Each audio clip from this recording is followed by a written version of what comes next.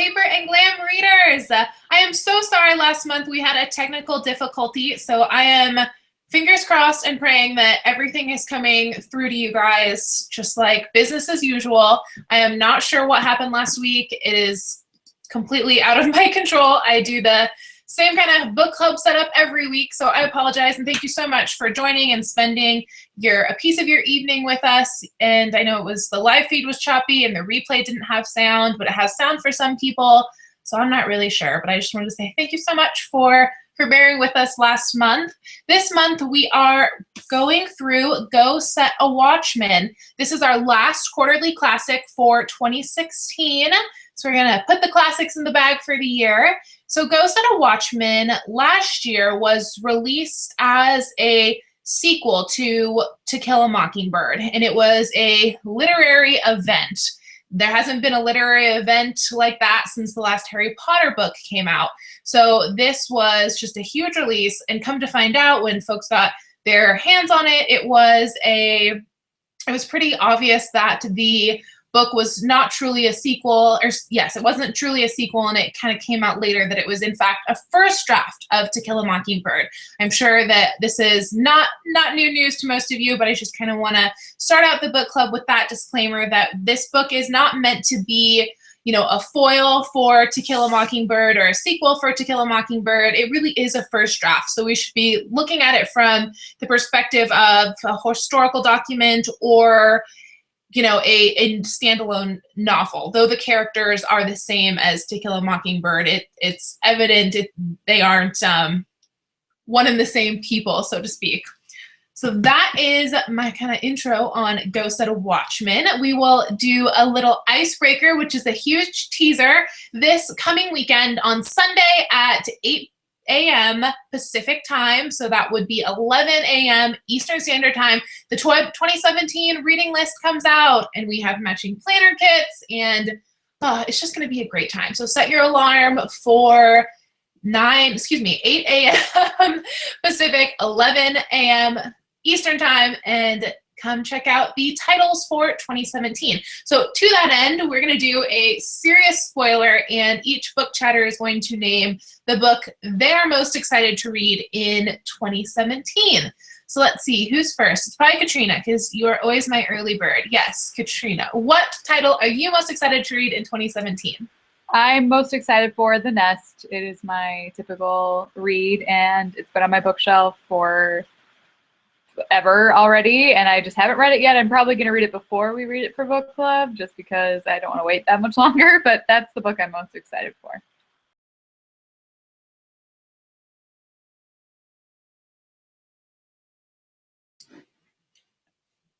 All right, who's next? So Tab, Tabitha, I think you're muted. Do you have a title that you're most excited about next year? Yes. Hey guys. I do. I'm excited for the Anne of Green Gables. Is that right? Yeah. Love that series. You know, I used to watch that and just absolutely love that series. So, you know, you love to revisit things that you have fond memories of, and so I just love those stories. So I'm definitely looking forward to that read. Very cool. I used to watch Avonlea on the Disney Channel, which is kind of the spinoff from Anne of Green Gables, and It was like my life growing up. Yeah. All right, Erica, how about you? Sorry. I have like 4 of them on my bookshelf that I've been intentionally trying to wait until we're reading it for book club. I almost read this one that I'm going to say this week because I've been sick and I just wanted a good book to like read in bed. I'm going to say Truly Madly Guilty. I got that when it first came out, and I think I've been pretty good holding off on not reading it, but I'm not sure if I'm going to be able to make it until it's on our list. That's the one that I'm looking forward to, I think, the most. Me and you, Erica. Truly Madly Guilty. I love Leanne Moriarty, so I'm really excited that she made the cut for 2017, and I'm really looking forward to reading it.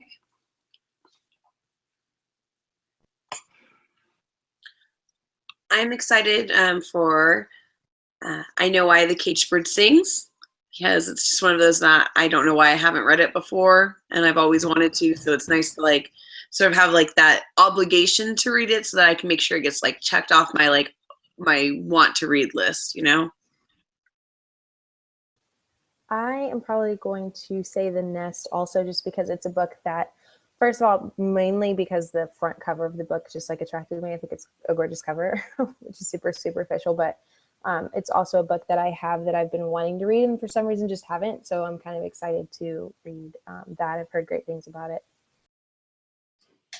All right, cool. Thank you guys. So on Sunday, we will go through each of the titles and I'll tell you which month they go to and kind of how each one was chosen, and it'll be a good time, and we'll get our planners all ready and our reading lists all ready for 2017.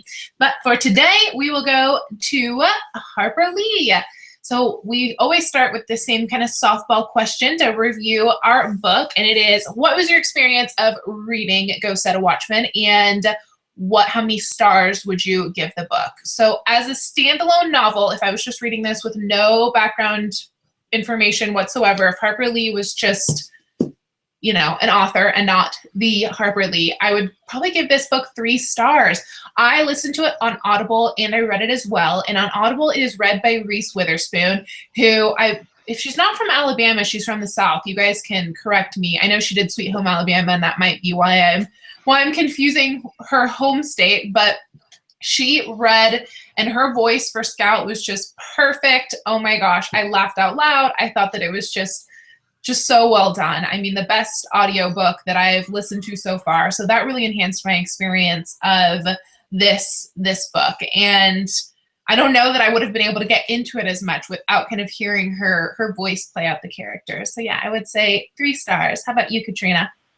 I'd probably give it between 2 and 2.5 for me. For me, it was really slow until about the last 40 pages, even though I read it quite quickly. I read it in about a day, but it was a little bit light on movement for me. So I would give it 2, 2.5. I read it as just a standalone. It's been a while since I've had any interaction with To Kill a Mockingbird, so I just wanted to read it as just a regular old novel. So that's kind of where I land. Tabitha? Yeah, I'm the same as Katrina. I went with 2.5 stars. I didn't have that issue of, you know, or like, oh, you know, falling in love with the characters, because I really didn't know much about them. But I listened to it on Audible. I agree with you, Lisa Marie, that Reese Witherspoon really made it enjoyable. But I felt like there were some things that were just kind of missing or just hanging, felt rushed, I don't know, a little bit. But yeah, I just went with 2.5. I first read this probably about a year ago. I listened to it when my daughter was sick and I was in her room, like laying next to her. So I just listened to it. I usually listen to audiobooks on like double speed, so it took like 3.5 hours or something. So the majority of it I listened to just in one sitting. And I really enjoyed it when I listened to it that way. I think because just the good parts stood out, because as I was reading it, it is really like nothing happens for at least half of the book other than just her coming back home and like getting flashbacks from when she was a kid. And it's not until like halfway that like get kind of the meat of the book, and then it's really like the last 4 or 5 chapters that really have a lot of like in-depth stuff to them. So I think overall, if I was to rate it, it would probably be like 3.5, maybe 4, rating it, like combining my 2 readings of it. I think I would give it a 3-star. I did wonder whether this little start would have been better for me had I had To Kill a Mockingbird a little more clear in my mind. So when I finished it, I went back and kind of got the synopsis of To Kill a Mockingbird as a refresher, and I think that probably would have given it a little bit more oomph for me. I agree it was a slow start, and I also feel like it was kind of choppy, like the narration back and forth, but it was still a good read. I think maybe I was looking for something a little more like To Kill a Mockingbird, which there were some similarities, but you can tell that this was more of a first draft, and then the real book came.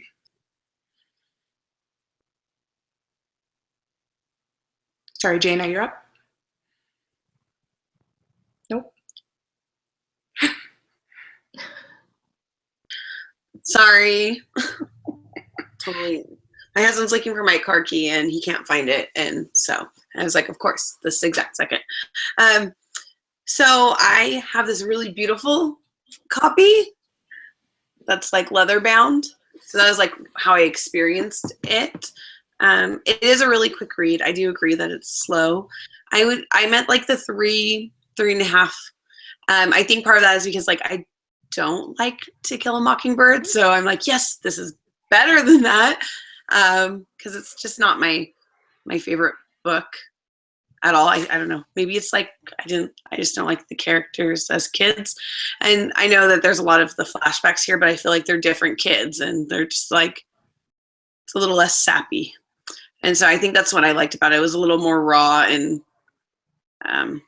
a little bit tougher topics, I thought, in some ways. And those were the aspects I really enjoyed about it. It was slow as far as getting started, but because it's such a quick read, and I kind of felt like it was one of those books where you could skim like a lot. Like, oh, I don't really need every detail of this scene. I can kind of get like the general idea. And sometimes I like that in a book. So I wound up giving up and downloading the Audible because I just was so far behind. But it's interesting. So, I mean, that's mostly how I experienced it. And I also like Reese Witherspoon like knocks it out of the park. I really love it. And then especially compared to, I was reading and listening to Kill a Mockingbird at the same time because I've never read it. It wasn't required reading for me ever. And I probably wouldn't have read it anyway because it's so not my speed. I mean, Go Set A Watchman feels slow, but it feels like lightning fast in comparison to Kill a Mockingbird. It was really tough for me. And I was listening to that narrated by Sissy Spacek, which I thought was going to be like a brilliant choice, but she doesn't do a lot of like tonal variation in her narration. So that I think also made it a little bit challenging for me. And doesn't really change characters' voices, which Reese Witherspoon does a good job of. So comparing it to its final copy, because it definitely, and that's really interesting, that kind of distracts for me because because I was reading them side by side, some of the passages in Go Set A Watchman are like verbatim to what I read in To Kill a Mockingbird. And so that was a little off-putting for me. So I'm circling around. I don't know what I give it. 3, just because I prefer the adult perspective over the child perspective. I'll say 3. I think I agree more so with Cindy than anything. I feel like this felt more kind of not complete or like a rough draft, and I enjoyed To Kill a Mockingbird better. And I think it's because I liked the children's perspective a little bit better than I did the adults. And I'm not quite sure why, but I do agree where I feel like the To Kill a Mockingbird was just better than this one. So for some reason I couldn't get through this one. And now I'm hearing everybody kind of say the same thing where it starts off slow, which is a problem that I had. I felt like no matter how far I would get, it just wasn't picking up or catching my interest. Maybe I should have gotten it on Audible. I didn't know Reese Witherspoon was the voice on Audible, so I do want to check that out. But otherwise, I just thought it was slow. There wasn't something that caught my attention. I really enjoyed To Kill a Mockingbird, so I think my hopes were set a little high with this one, and because it wasn't quite as good as I thought it would be, it kind of added to the fact that it wasn't picking up and it wasn't interesting. I think it kind of like let me down a little bit. So I give this like a 2. I think being generous, a 2 for me. Okay, fair enough. So I would say that Harper Lee's original publisher, who actually passed in the 70s, all pretty much agreed with what you had said. And he chose not to publish Go Set A Watchman because he felt that it was more of a series of anecdotes as opposed to a complete novel. And he advised Harper Lee to go through and rewrite it. And she came up with the To Kill a Mockingbird we have today. And I was reading that she actually threw the manuscript of To Kill a Mockingbird out her window, out her New York window into the alley down below, and said she was done, she wasn't publishing it, and her publisher talked her into going downstairs and collecting her manuscript and finishing it. She has been, in her last interview, I believe, which I want to say it was also done in the 70s, she said that the problem with American writers was that they didn't have kind of the stamina or the ability to see that writing is a craft and kind of make those painstaking revisions that it takes to come up with, the great American novel. And we talked a lot about that when we read Great Gatsby. So yeah, so I'm really interested, Jana, to kind of circle back a little bit to you. This was your pick, if I remember correctly. So what, and maybe you touched on this and I just didn't quite catch it. What about Go Set A Watchman made you want to put it on the list, but To Kill a Mockingbird didn't really resonate with you, besides kind of the characters? I just love your take on writing style. So as a segue to our next question, was it a writing style thing or just sheerly characters? I'm curious. Well, I think when we were making the list, I hadn't actually read it yet, but I was interested. I was like, I had just kept reading reviews that a lot of people who didn't like To Kill a Mockingbird really liked this book, and but people who loved To Kill a Mockingbird hated this book. So everyone was always putting the two together. I do think stylistically there's a big difference, and I think a lot of that does have to do with when she was sent back home to edit, with Capote like helping her edit and make changes. I think a lot of his style, and I love his style, so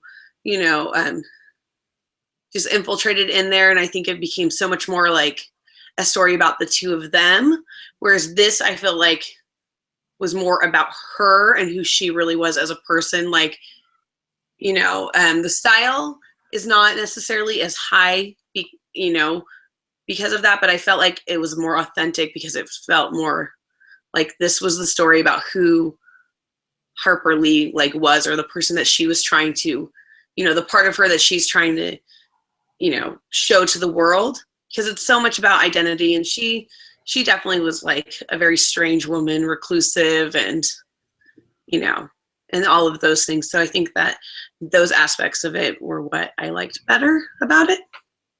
Okay, thank you for sharing. I think I might have gotten you and Erica mixed up, since you are our literature professor, and Erica might as well be, because Erica, you read like 300 books a year, literally. So was it you who picked Go Set A Watchman, or am I just losing it? I think I did email about it, and the reason that I thought it would be a good pick is because I felt like there was just a lot to talk about within it. You could talk about the controversy with it being published. You could talk about comparing the two books. You can talk about what is actually talked about in the book. I just thought that makes a good book club pick, and so having read it, I felt like it would give us a lot to talk about.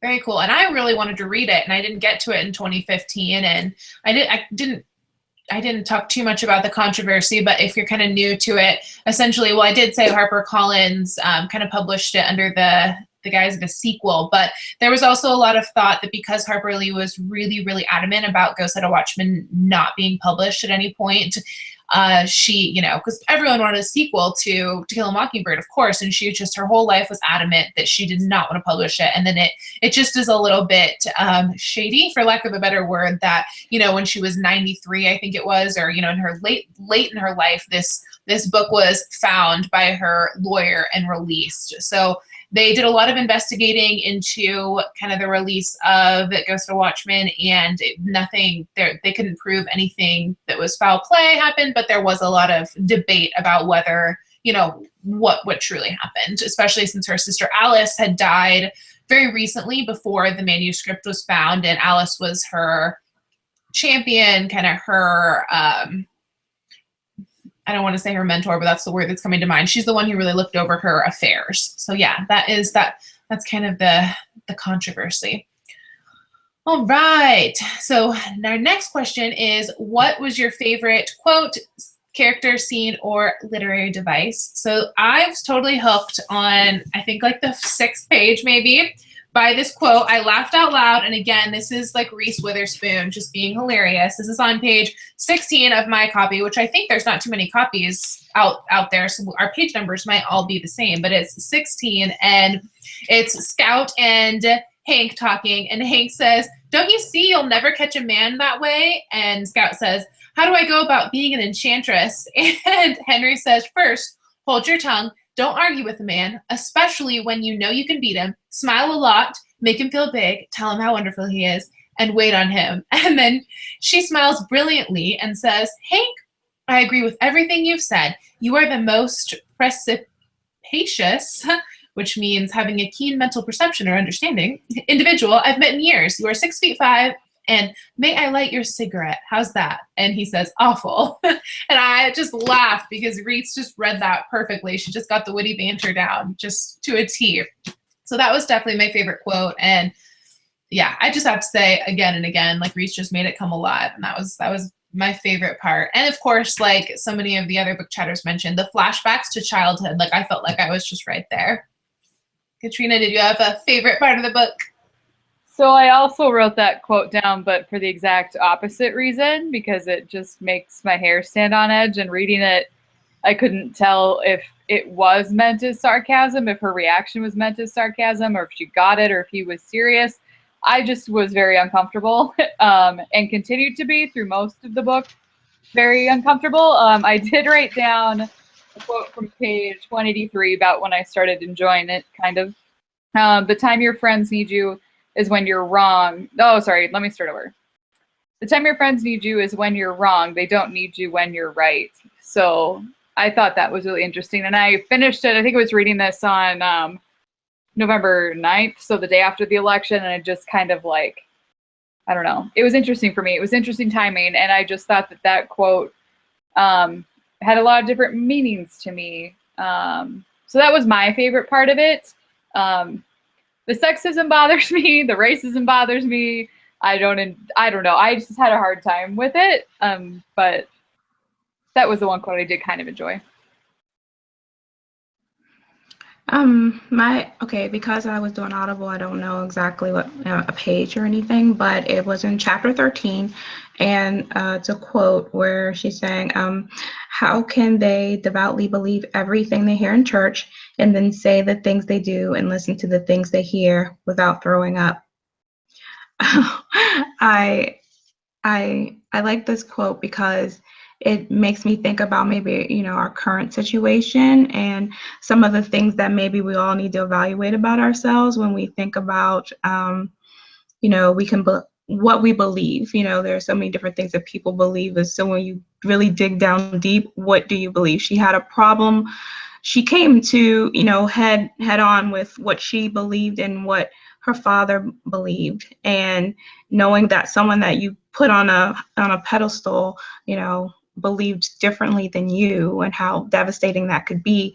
So with that quote, I was like, yeah, what do we believe, and then how do we apply it? Are we really applying what we believe so that things match up? Because sometimes we can say that we believe one thing, but then our lives don't match up with what we say we really believe in. And so it made me think about, how can we do that? Like, how can we, make sure that the things that we believe in match with our lives, like, so that it's not, so that we're not being hypocrites. So that was one of my favorite quotes. I guess I don't know what page, but chapter 13. Okay. I feel like this is kind of cheating, because I feel like it's like, ooh, this is like the lesson that she learns in the book. But the way that it's written, it just struck me. This is in the very last chapter, when after she's had her fight with her dad. I guess it's like an airplane. They're the drag and we're the thrust. Together we make the thing fly. Too much of us and we're nose heavy. Too much of them and we're tail heavy. It's a matter of balance. I just felt like something that I needed to read in the past few weeks. And I don't know, I liked the visual that it gave in that quote. I really enjoyed some of the childhood anecdotes in this book. One of the ones I really appreciated was in chapter 5, where they do the Baptist revival in Fish Pool. I thought that was pretty funny, and I thought it was really cute how she demonstrated Jean Louise's innocence with her thinking that she was pregnant by the quick French kiss that she got from the boy. So that was cute too. I thought those were really cute anecdotes and made the book a little more interesting, I think.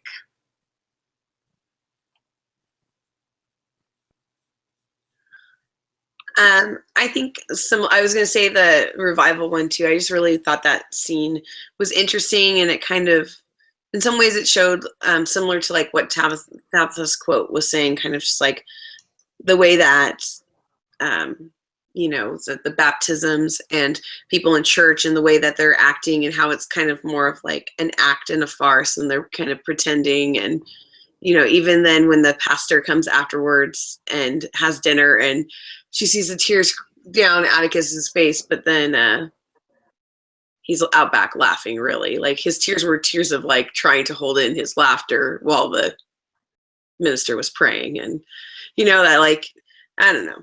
I think that I liked more of those scenes, and I liked the character of Aunt Alexandra, because I just thought that she was like such a caricature. Like she's just like so over the top South, to show that, that Harper Lee's trying to make a comment on these like really traditional Southern women, like we saw in Gone with the Wind, who are just still holding on like with a death grip to that old Southern tradition. Like, what did she say? Everyone in Maycomb thinks they came out of the top drawer, that nobody's a second drawer type of person. And so I just thought that Aunt Alexandra was kind of a really good example of what she was trying to rebel against or be different from, even if she was doing it in a very flawed way. And even if Atticus was doing it in a very flawed and still sexist and racist way, that they knew there was something they needed to change from, but they were maybe not doing it quite enough.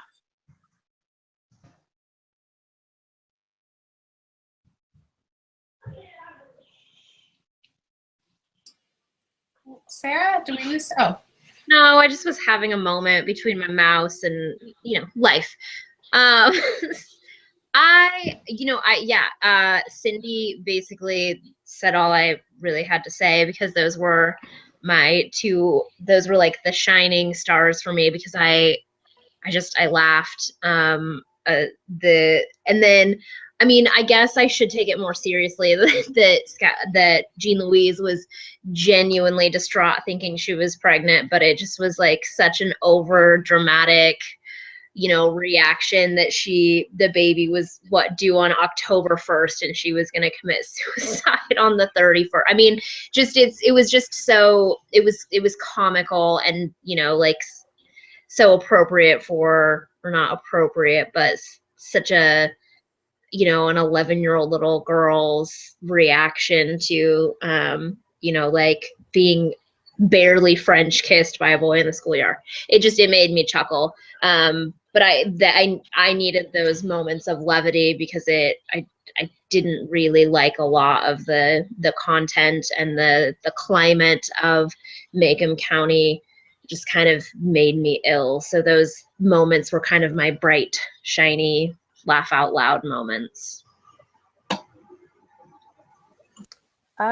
Because like I said, I didn't actually really get into the book, so I didn't have favorite scenes per se. I guess my favorite character would probably be Jean Louise in the bit that I did read, simply because I like that she's witty and sarcastic and a little bit different than most women, especially in that time era and in that location.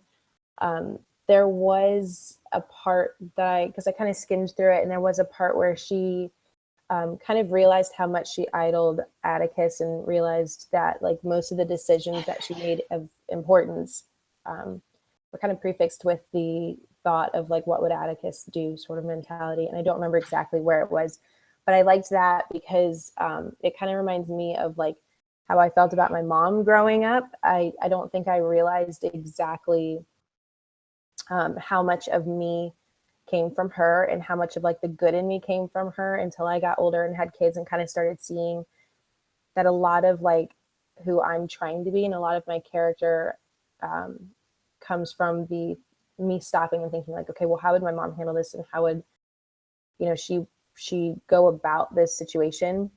And I know that she had a moment in the book where she felt the same way about Atticus. So that was, I guess, a favorite quote, even though I don't know it right off the top of my head. But she was definitely my favorite character in the bit that I read, and I liked that moment as well. Okay, cool. So next we're going to get into some of the questions that HarperCollins published for discussion with Go Set A Watchman. So these are by no means there are some softball questions like our first two. There's about 6 questions in each one, and they are very not only thought-provoking and deep, but also very complex, and there's really no right answer to many of them. And Harper Lee, when she wrote To Kill a Mockingbird, and especially when she wrote Go Set A Watchman, she wasn't trying to deliver something tidy with like a right or a wrong or well, I mean, she was trying to deliver a right or a wrong, but you know, this is not a book with answers that are like, you know, served up on a silver platter. Here's the right answer. So when we go through these questions, feel free to take a pass if you don't want to answer a piece of it. That's totally fine. They're super deep. I actually wanted to go back and reread it because I know that so much of this went over my head. So the first question from the publisher says, Go Set A Watchman was written 3 years after the landmark Supreme Court decision in Brown v. Board of Education, which is the Supreme Court decision that ended segregation. How did that decision impact the nation, especially the South? What is Jean Louise's opinion of that decision? What about Atticus? How do their responses reflect comments about Supreme Court decisions involving minority rights in our own time? And what does this tell us about ourselves as Americans and about our views of race today? I think we'd all agree this book has a lot of parallels to our current time, which is one of the reasons I love to read the classics, because things just go full circle. And we'll definitely circle back to our current time with our 6th question. But all right, I'm going to try and take these one at a time here. How did that decision impact the nation and especially the South? So of course we know that this was, if I have my timetable right, and I really wanted to go back and research this was kind of when Harper Lee wrote this was the beginning of the Civil Rights Movement. This was before Martin Luther King. Is that correct, or was it after? You guys might have to correct my chronology, but this was like right in the thick of it either way. And then what is Jean Louise's opinion about that decision? So this was super convoluted, and I definitely want to flesh this out. She said that it was putting the cart before the horse. So that made me think that she felt like the South wasn't ready for that decision. But that doesn't line up with her character in the book. So that was super confusing to me. And then how do their responses reflect comments about Supreme Court decisions involving minority rights in our own time? So something that's really interesting to me is they got into states' rights versus, you know, the country's rights as a whole. And they talked about that back and forth, which really just resonated so deeply with where we are in the election with the Electoral College versus the popular vote. And just thought that was so interesting for where we are today. And what does this tell us about ourselves as Americans and about our views of race today? So I'm going to kind of table that one for the end. Whew, that was quite the question.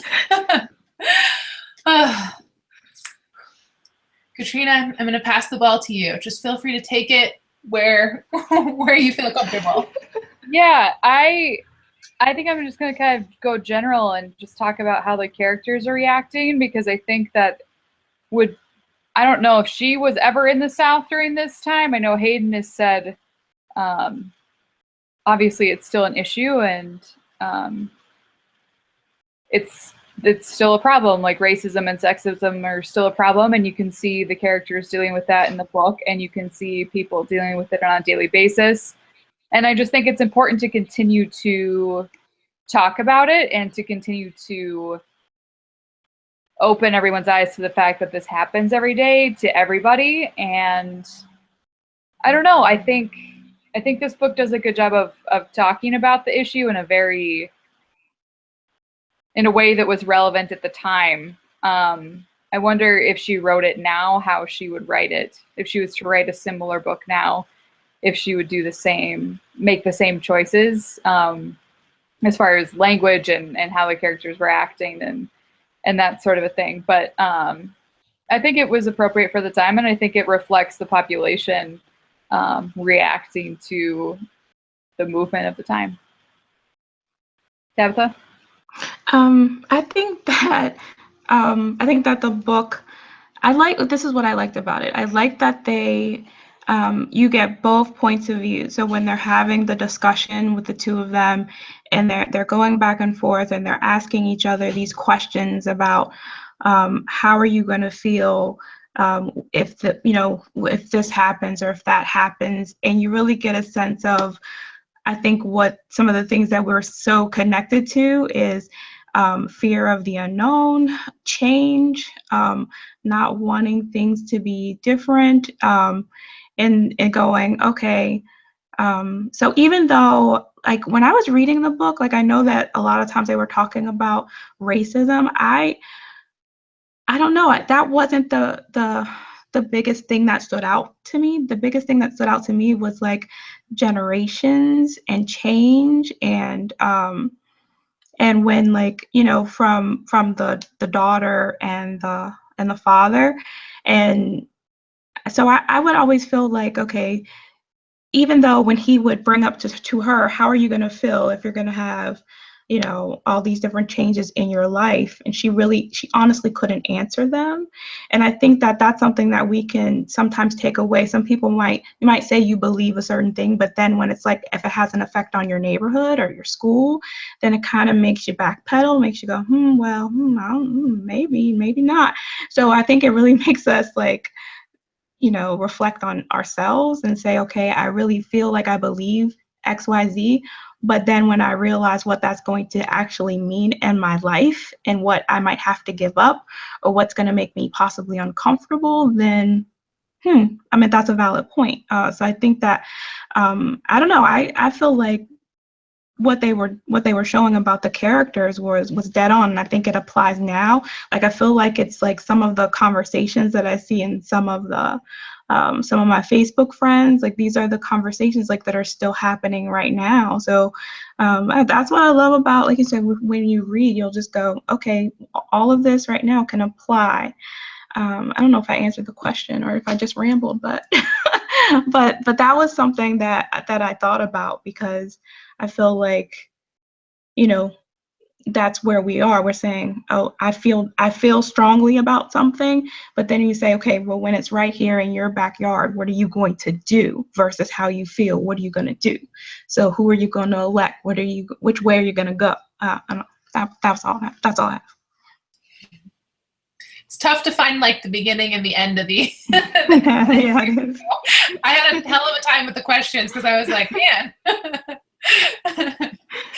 so much to discuss, but then it's like hard to like tie it down to a question even, let alone an answer. Yeah, I feel like there's no real good way to come at it where you don't come across as the whole thing rambling, but I'm going to try. I feel like Jean Louise was okay with the Supreme Court's decision, but she was against it because she was for the states' rights to choose or something. But then she was fighting about it with Atticus because he was against it because he didn't think that this whole group of the population was ready for that yet. And it was just, I was a little bit confused about what they were fighting about. Like, were they on the same side? Were they not on the same side? they obviously felt different about certain things, but were they both okay? Like, it was just confusing. And like, in a way, I was like, okay, I don't even understand what they're really fighting about, like, as far as the Supreme Court, because it seems like they were trying to convince her that she was in agreement with them, but she was like fighting about, which I feel like I've had those conversations with people where they think you're agreeing with them, or you think they're agreeing with you, but you're actually fighting about completely different things. And yeah, I mean, as far as like now, like, I feel like these are conversations that I have heard at dinner tables during family get-togethers, or out in restaurants, like hearing what other people are talking about at their these conversations, sometimes the exact same words being said to, like, Supreme Court said this, but they don't have that authority, and this amendment and that amendment and all this stuff, like, it's very much echoed today. And so I feel like now we're still having the same arguments, and I don't think we're ever really going to ever come to an agreement. It's just, how do we deal with that, which is obviously we're still working on. But okay, I don't know, like, I don't know if I have anything else to say as far as those questions. I'll just go to you, Cindy. I don't have too much to add, more than what Tabitha had said. I echo everything that she said. When I think, just as a general rule, people are typically apprehensive when it comes to change, or the fear of the unknown. And I think she's absolutely right. I think opinions change when something is happening at an arm's length versus when it's happening, like Tabitha said, in your backyard. So I don't have too much to add more than that. I completely agree with what she said. Yeah, when Tabitha was talking, it made me think, about change, because I do, like, especially with Jean Louise's obsession of change, even just like every time she comes home, she notices the changes and it's bothering her. So even those little changes are bothering her. It made me think, in relationship to this question, like, some people probably felt like change needs to go slow and steady so that it can be, people can slowly change, but there's such thing as too slow and too steady. And there's also such thing as, like, too fast of a change, like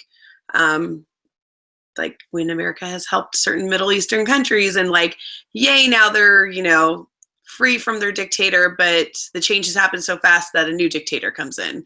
So there are times when it needs to be slow and it needs to be fast. And I don't think we can always gauge which time is which, because there's people's lives, obviously, involved. And that's why, sometimes you have to separate your logic out from your emotion when you're looking at these things. But it's so hard because there's such emotional decisions that are being made. And I think that's kind of what Atticus is trying to do, like, be logical and slow and steady, and not like an emotional zealot or just emotional in general. But at the same time, that's not always good either.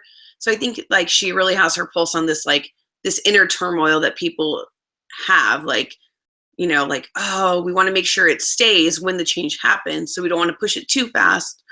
But I don't know. I think that one of the innate issues, not just during the time period that she's writing about, or that she was writing during, or now, is that if you look back all through history, there's always some group of people, for one reason or another, whether it's because of money or class, money, class, race, gender, there just seems to be, like, this general sense that somebody thinks they are better than somebody else, and I think that's really the struggle that we have to get over, is our pride as individuals, and our pride as, groups and larger groups and countries and etc.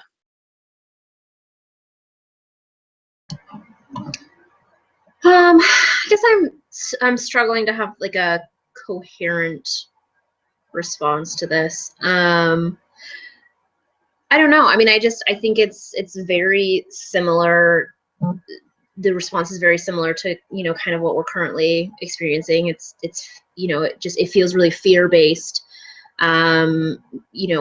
Fear of change, yes, but fear of losing out and fear of losing your own privilege. And I don't know. I mean, I guess, yeah, I understand slow change, but I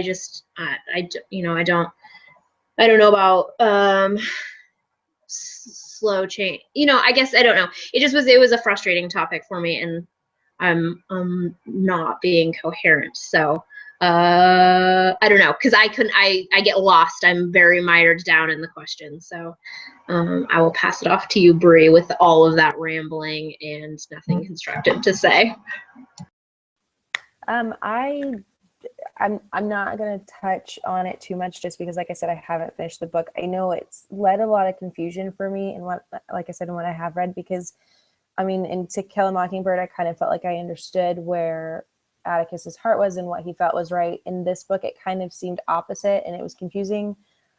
So I don't really have a clear answer as of now either. So I'm going to go ahead and pass to you. Okie doke, fair enough. A pass is always welcome. These are by no means easy questions to even articulate, let alone answer. So one of the book chatters corrected me, and it was a very good correction.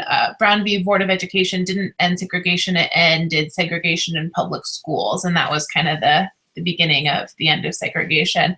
And also Gina, who is she is a teacher who teaches To Kill a Mockingbird. It's one of her favorite books. She mentioned that, the rate of change that Atticus versus Jean Louise wanted also had so much to do with their generational differences. And, of course, Atticus is 72, so he's more slow and steady wins the race. And Jean Louise is 26, and she lives in New York, and she, has a completely different perspective. And from what I took away, they both wanted the same thing in the end, but how they went about it was completely different, and very much because of their generational gap. So excellent point, Gina. Thank you for all of your insights. Okay, so the next one is a little bit more of a personal question. I think we all most likely can relate to the scene in the book where Atticus basically falls from grace. He was Jean Louise's hero. He was, her everything, her dad, her single dad who raised her. We know from the book her mom died very young, and, Atticus has been her hero her whole life. And then she sees him at this citizens council meeting, and he's sitting next to these absolutely, I don't even know how to describe them, vulgar people who are just talking about mongrelizing and all these just horrible words, and she just can't even believe that he's in the same room with them, let alone, at this meeting. And that's the event that starts the action of the book. And the question is that as children, we sometimes see our parents as infallible and without flaw. It makes sense that To Kill a Mockingbird, written from a child's perspective, shows Atticus in an adoring light, right? He's the hero in To Kill a Mockingbird. Go Set A Watchman is told from the perspective of a 26-year-old Jean Louise, and she is much more critical of Atticus. In chapter 17, Atticus says, "I've killed you, Scout. I had to." Atticus is almost relieved to have fallen from the pedestal that Jean Louise placed on him. Discuss the significance of this. Was there ever a time in your life when someone you looked up to fell off their pedestal? So I could completely relate to Jean Louise's plight, what she was going through. I had that moment with my own mom, who is a single mom, who I thought was, superwoman and is superwoman in so many ways. And it was in that same time period of my life. I was 22, just graduating from college and getting out into the real world of my own. And I had my first, 9-to-5 job and working in IT. And that's kind of tough in and of itself, a tough transition, especially this was 2009. So especially it was a tough time for our country as well. And gosh, I just remember how hard that was, and just realizing that, I had to be my own hero from that point forward. And I just felt like I was right there with Scout. So I absolutely had that experience. But that's also when, you come into your own, and you put on your big girl undies and you deal with it and save yourself, so to speak. Katrina, could you relate to that scenario? I can't really personally. I think no, I don't think I really can at all. Actually, no, I'm just gonna pass. No, I can't really relate. I haven't had that. Okay. I've had similar situation, similar to Lisa Marie's, where single mom, being raised by a single mom, and like you said, you for a while, I don't know if everyone goes through that, but you have this moment where you realize that your parents are like normal, like they're people, they make mistakes, they don't know it all. And when you hit that moment where you're just like, oh, it's kind of, and it was kind of weird for me, because I was just like, I'm just used to, my mother's guidance and my mother's wisdom, and I'm used to, but in this particular area, she honestly didn't know. And she said, I don't know. And I'm just like, oh, she doesn't know. This is, this is liberating, but in a sense, it's kind of like you're cutting some cords and time for you to stand on your own 2 feet kind of thing. And I think that what Scout, had to do, she had to stand up to her father, and he was proud of her for that.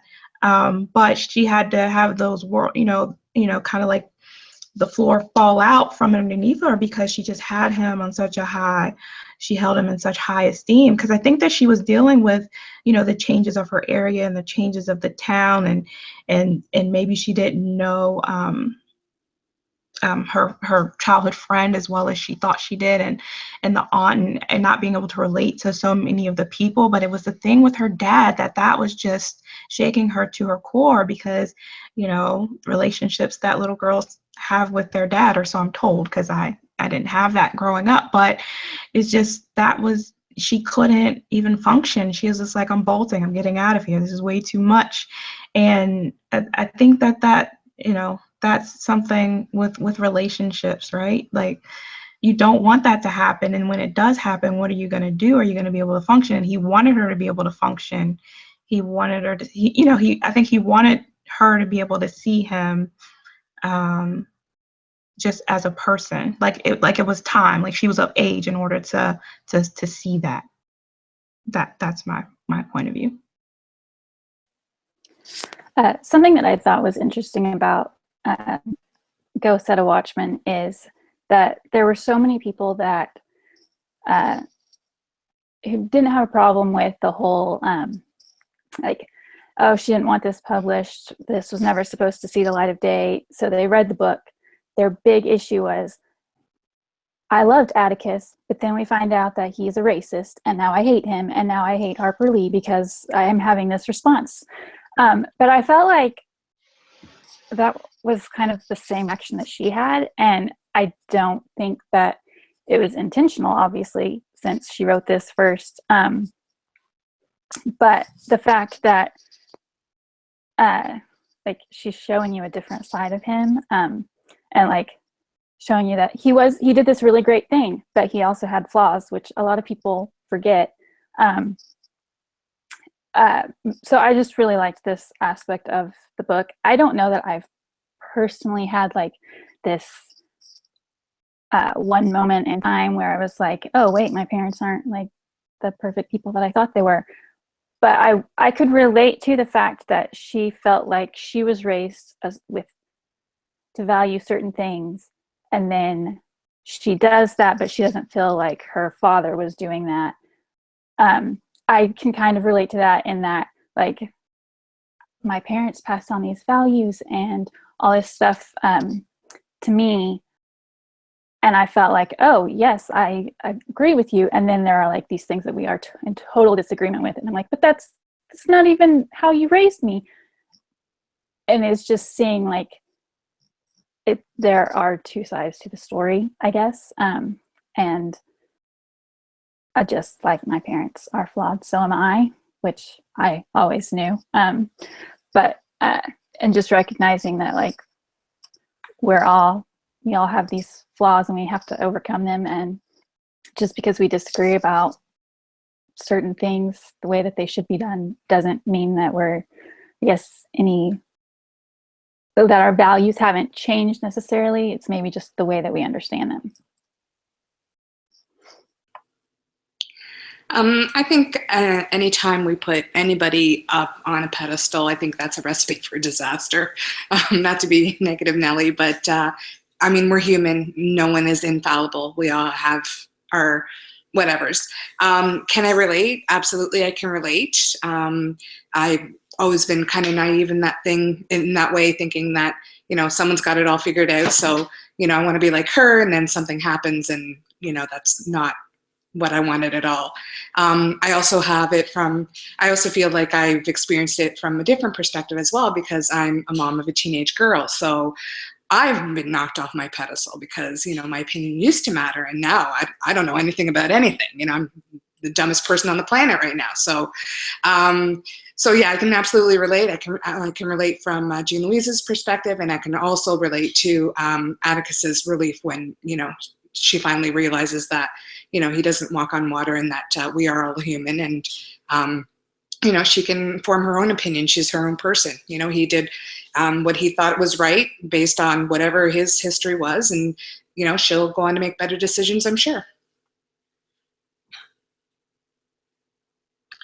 Yeah, I think Cindy brought it up too about being the person on the pedestal, and I think that quote embedded in the question kind of, I felt like I wanted to focus more on the Atticus part, because I think there's a lot of stress of being up on the pedestal, whether it's your child or someone else that's putting you up there, because then you feel like you have to maintain it, or you're going to fall off, and like, what's going to happen, and are they going to be okay?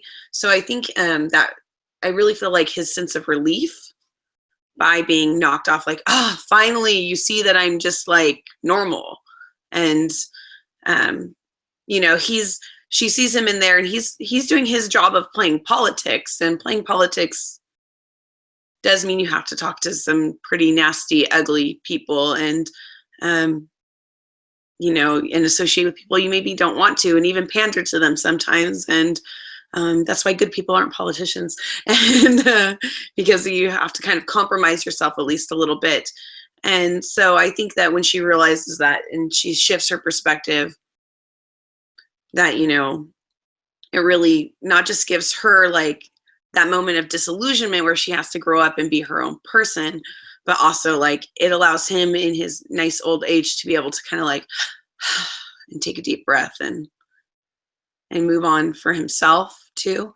You know, like everyone, I've had like a person or two that I'm like, oh, they don't meet my expectations for whatever reason, friends or an aunt or, you know, whatever. But I think it's just about like when that happens, knowing to like then go like, okay, so this person is that way. And then you just kind of, doesn't mean you need to like nix them out of your life, but you just kind of go around it.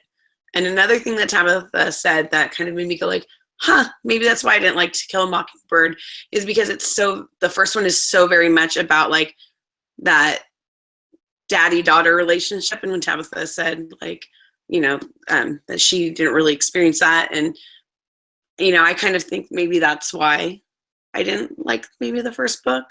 Because I, like, my dad was in my life, but he had died probably 3 or 4 months before I was required to read To Kill a Mockingbird. So maybe it just left a bad taste in my mouth because it was about daddies and daughters, and, you know, and that was why. Who knows? Yeah, Cindy and Jana, you pretty much hit the nail on the same head I was driving at. I mean, that was just what resonated the most with me, because, I mean, yes, of course, somebody has fallen off a pedestal, I put them on, but I think what resonated with me more is being the person on the pedestal and how difficult that is, and having to live up to that expectation. And not that I think Jean Louise's expectation of him was unfair by any means, but I guess it resonated more. The sense of relief resonated with me of like, okay, finally we can move on. That was, yeah, I mean, I could totally relate on both sides of the coin. Yeah, mine's pretty much a repetition of what Cindy and Janet and Sarah said. For me, I think it's not even just the fact that, like, obviously we've all had somebody who's fallen off of a pedestal that we put them on. And naturally that tends to happen, but it's also not even just being on a pedestal, but almost being unobtainable, unreachable. Like when you're growing up and you see your parents, it's almost like you guys aren't really, you'll never really understand them or feel close to them until the way that you do when you get older, and especially like when you start having your own kids and that sort of thing. So I've experienced it, but I think it hit more with me for Atticus finally having that relief, because, you know, my kids are still pretty young and they still think that, you know, I have all the answers to everything. And, you know, if they don't understand something, they look to me for an answer. They look to me for guidance. They look to me for comfort and all of those things. And there's times where, you know, I'm scared or I'm unsure or I'm just as confused, but you do have to maintain that pedestal that you're on. And as long as they have you on it, you try so hard to stay on it. But then once they get old enough to realize that I'm just as human, or I learned the same way they're going to learn, or, you know, that sort of thing, then it almost makes you human again. And you don't have to, not that you don't have to be a good person or try to be guidance for them, but you don't have to try to be so untouchable and I guess, what's the word I'm looking for? Unaffected, I guess. So yeah, that it resonated with me as well.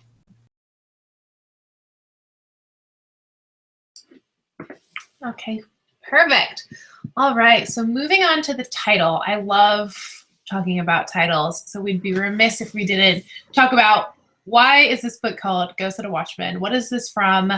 And I'm sure many of you know this is from the Bible, and it is from Isaiah 21:6. So the King James Version, which is typically a little much for me, says, quotes the verse, "For thus hath the Lord said unto me, Go set a watchman, let him declare what he seeth."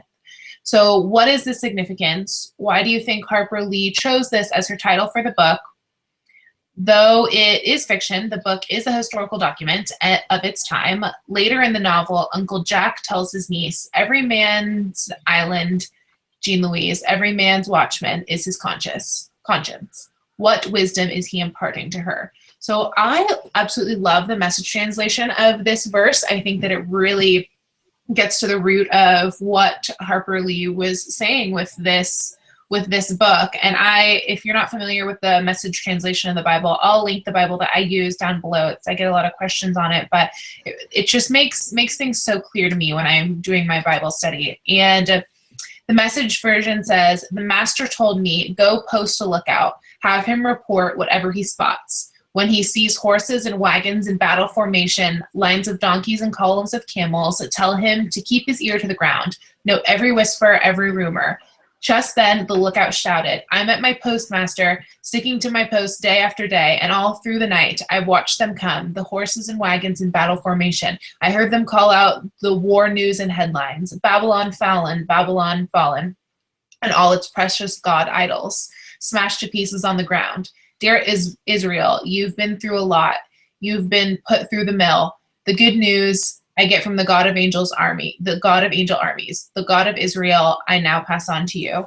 So I just love that verse, and that's 6-9. It almost embodies like every theme in the book, right? We've got, you know, the lookout, which is Jean Louise, or is Atticus, and kind of that tension there. We've got, you know, it talks about the idolatry, that how Scout really just idolizes Atticus, and you know, the idols have been smashed to pieces. But then there's, you know, and this Babylon has fallen, this institution has fallen, whether that's like the traditional South or segregation or whatever you want to interpret it as. And then lastly, but there's good news. And I just thought that was so powerful when I read that. All right, Katrina, any thoughts on the title?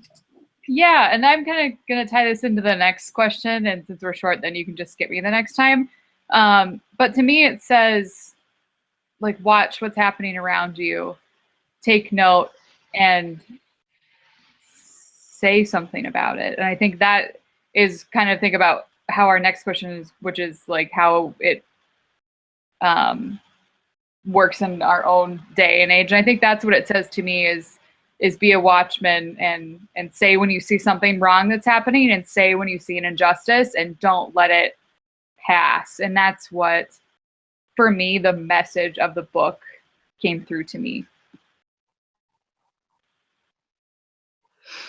I honestly didn't. I don't usually think much about titles. But after Lisa Marie started talking about the title, and it just made me think about a couple of things from the book, like when Atticus is talking about going to the Klan meetings, and he wanted to know, he didn't want to not know who was involved in the town and what they were doing and what their point of views were. He needed to know. He wanted to know. So I always think about, okay, maybe she's saying that he was considering himself to be a watchman. Like, hey, I need to be in this group. I need to know what they're saying. I need to know what they're doing. I need to know what's going on, because it's going to have an effect on me. I don't know, that's a possibility. But also I was thinking about, sometimes they mentioned with Scout, they would always ask her, that she's not paying attention to the town. So he goes like, are you not paying attention? Have you not seen? Do you not read what's going on here? Are you not looking? So I think that, I don't know, I can kind of see that being brought back in, like, okay, so are you looking? Are you paying attention? Do you know what's going on? So, then we can ask ourselves, hey, are we looking? Are we paying attention? Do we know what's going on? I don't know. It's like, we can get really deep now, but say, so right now, are we paying attention to ourselves? Are we paying attention to the things that are happening for ourselves?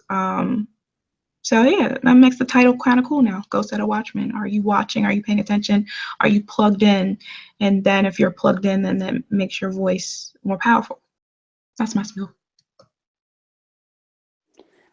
Yeah, I'll just kind of echo what Katrina said. I feel like what Uncle Jack, I don't know, maybe this wasn't what he was saying, but what that quote in the question, every man's island, Jean Louise, every man's watchman is his conscience, says to me is, it's kind of what Katrina said, is like, if you are, actually it's kind of echoing both Katrina and Tabitha, if you're watching, if you're listening, if you're paying attention to what's going on around you, you will probably see a lot of stuff, and you have to listen to your conscience. If it's saying this is wrong, then be a person that fights against that. If you're saying this is how things need to be, work towards that. Yeah, I'll just stop there before I start rambling. I think that his point was that we all have our own moral compasses, and I think that ties everything together in the book, in the sense that Atticus was a moral compass for his time, for his generation, shall we say. Jean Louise would be a watchman for her time and her generation, and we individuals are should be watchmen for our own times and stages in our lives. And I think that's how it kind of spoke to me, that we should all be the watchmen. And I'll stop before I start rambling. I'm kind of going to be a little bit reminiscent of what Erica said, because I kind of thought, especially related to Uncle Jack and what he was saying, is that like you need to have the watchman set up in your conscience. You need to have your conscience in order to make sure that you're aware of the things around you, and also that you don't accidentally become part of it. Not just that you can let other people know, like, hey, these things are going on and they're wrong, but that you don't accidentally slip in. Because I think when you're not paying attention, if you think back to Nazi Germany, there were plenty of people, even in other countries, that were signing up for the Nazi party, but not reading what the party was about. They were just like, oh, they're about change. Yeah. But that's not what they were about, only, or not good change, at least. So I think it's that, you have to be aware and really look at the details. And, of course, as when I teach students, this is the main thing we try to teach students, right? Participate in your own life, open your eyes, know who's around you, know what's going on around you. Don't just be like a mindless automaton wandering around the country and voting when you don't really know what's going on, or, you know, buying things because somebody told you to on TV and it's a poisonous product to you, or, you know, whatever. Like, just be aware, read, pay attention, point out bad things when they're happening. Be the good Samaritan who says, like, hey, I saw this guy raping a woman down the street. You know, don't just drive by and be like, oh, I Snapchatted it. Somebody will see it, they'll call. Because those are like things that happen, which is crazy. So, you know, I think that it's kind of like that. And I always look at titles because they're just, I think they're so important. So from the very beginning, like when she showed up, you know, on the train, I was like, okay, is there a watchman there? Especially because there's the train on the cover, you know? And so I was always, you know, looking to see, what does this mean to the book?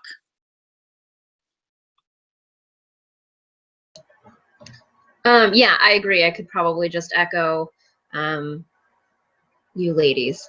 I think, yeah, I mean, go set a watchman, be the watchman, stand up for what's right.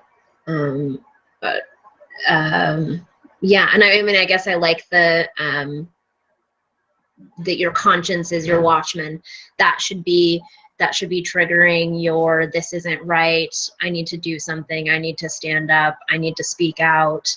You know, it should, your conscience should be on guard and driving you to make the decisions you make, and being watchful and being aware and not following the crowd. And yeah, I think that maybe sums it up. I think it's actually interesting hearing you guys talk about it, because when I first saw that question, my first thought was more so towards there was a point where she had mentioned, Jean Louise had mentioned that she was like blind and that she wanted a watchman to like lead her around and like tell her not just like what, like here's what they said, but this is what they actually meant, sort of thing, like just the gist of what she said.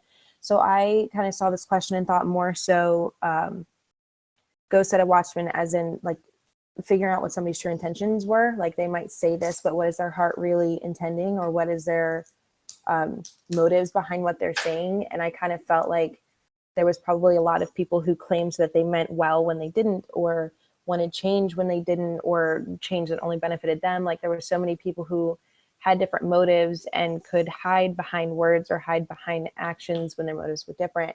So and I thought it was the same thing in the quote from Isaiah, where maybe it was, tell me what you see, not just first reaction of what you're seeing, but what are you really seeing when you dig down? Why are these people doing it? Why are these people like acting the way they are, if that makes any sense? So I originally saw it more so as like go and set a watchman to kind of decipher what the true intentions of people were. So I think it's interesting hearing like I guess a slightly different opinion of it.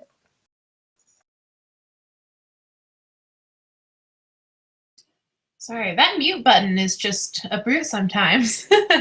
Just like sitting here clicking it. All right, the last question, and this is kind of the one that we always use at the end of our classics, or a version of this, and it's, what lessons does the book offer us in understanding our own turbulent times? And it's almost a little bit, I can't even think of the word right now, but it's just a little bit of a coincidence that we chose this book for November, and we're just coming out from, as everyone knows, a really just tumultuous election. And what I took away from this book more than anything is Harper Lee, she set out to make a statement and to make a change, right? She, as Jody was just saying in the comments, in the live comments, you know, she was being the change, and she wrote a political statement for change that we're still talking about, you know, 40 years later. 50 years actually, right? This came out in the 60s, I believe. So,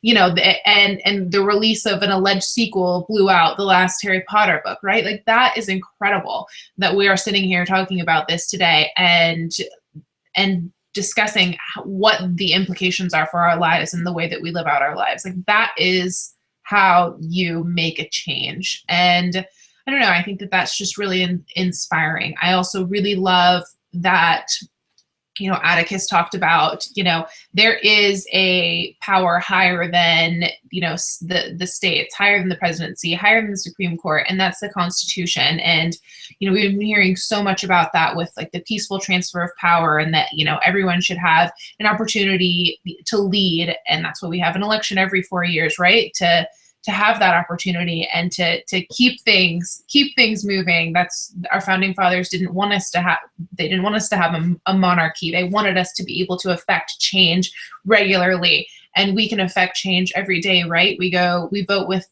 every time we make a purchase. We vote for the work that we're doing every time we go to work, and we also vote with, you know, the art that we make and the ways that we choose to spend our time. And Harper Lee is just a beautiful example of the way that we always have the ability to affect change. It doesn't need to wait for an election cycle, because we really do have that power in the palm of our hands every day. So that's what I took away from it.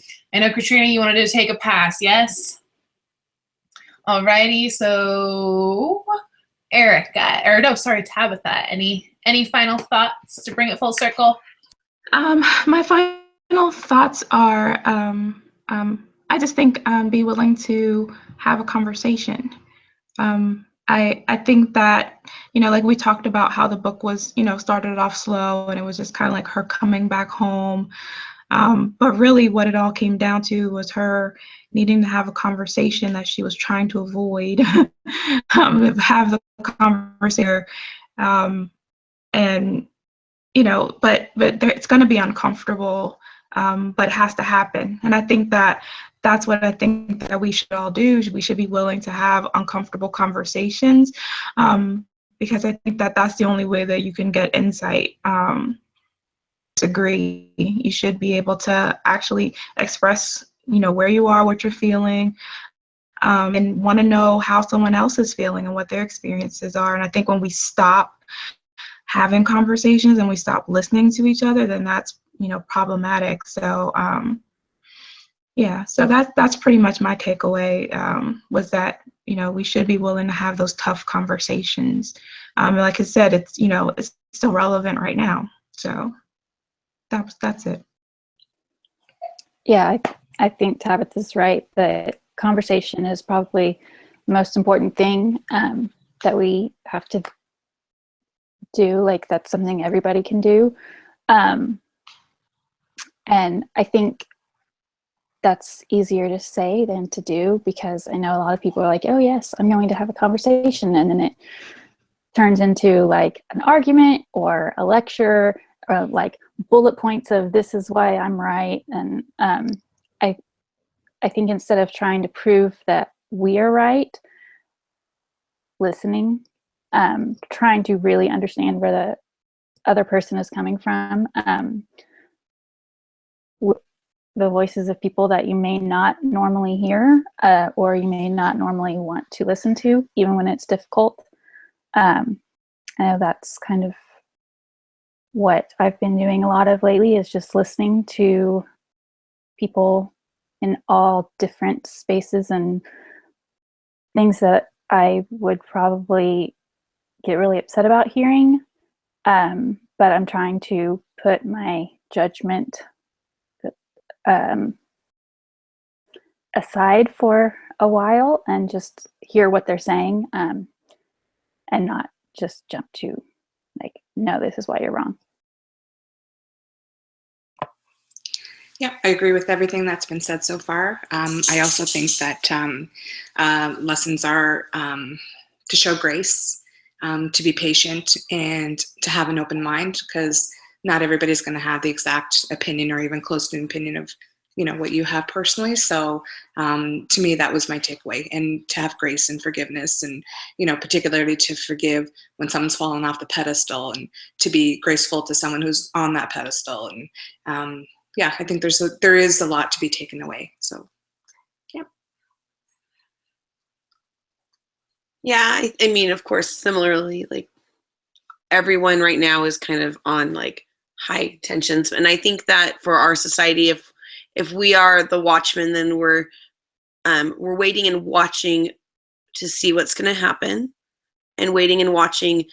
And then if something goes wrong, that our voices are speak up then when something happens, rather than panicking out of fear and stuff, that we're watching and aware. And I think that if everyone sits back and watches and is aware, then, you know, as a country, we will be able to see when something wrong happens, rather than fighting amongst ourselves and stuff. And, you know, I'm very hopeful about it, insofar as in my classroom, I have students of all races and ethnicities and genders and orientations, and they have no problems with each other than like normal teenage boyfriend, girlfriend fighting, you stole my man, you know, stuff. But as far as, I don't really sense any racial tension or any sexual orientation tension between them. They're just like kids hanging out being kids, and they're all very different from each other. And like, that gives me hope, because that means that if that's how they are, then there's hope in the world.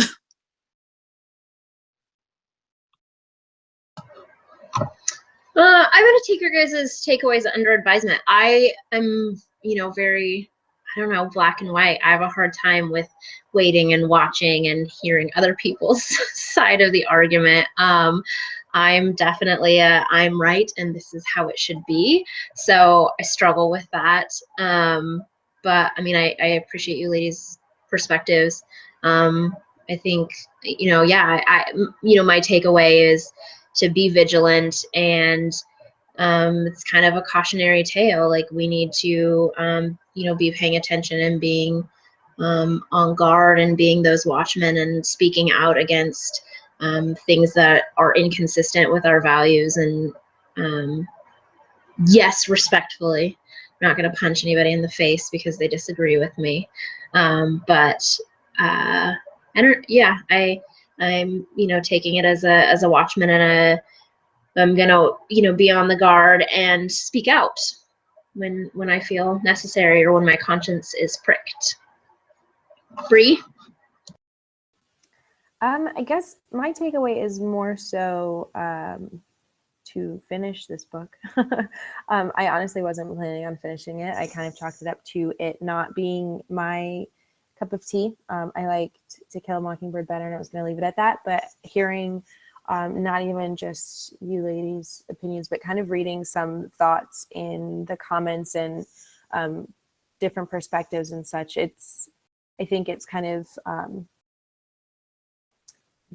lighting that kind of desire to finish the book and to create my own thoughts on what I'm reading, and to actually dig into it deeper than I did when I was reading it. So that's my takeaway, is to actually give it a chance and finish reading it. I love that. I was, before book chat, I was talking to Chelsea about this, and Chelsea, comment if you are watching either on the live chat right now or in the replay. You know, when I go through this with you guys every month, whether I read the book or not, it almost always makes me want to like go back and reread it.